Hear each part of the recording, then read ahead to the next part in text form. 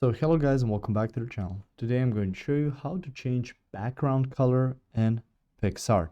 So the first thing you want to do is open up Picsart and open up a project that you want to work on.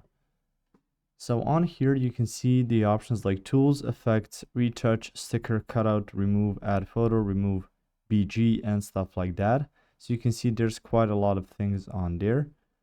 And you can use tools to enhance or adjust some stuff that you have on there. So let's go ahead and remove the BG. And you can see after you've removed the background, you'll see the options of how your background color will look. So if I want it to be white, I'll click on this. This is gray, darker gray, even black. You can see green, pink, and many other colors on here as well.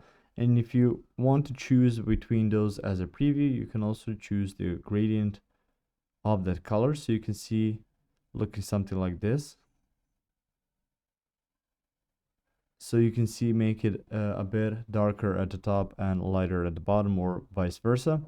You can use a lot of colors that they offer on here, and you can see for background, you can see some of the options, the variations of colors on there, and you can even use it as a background, and you can revert those decisions you've made and go back to here. You can choose this as a color wheel and choose a color that will be most suitable to your project.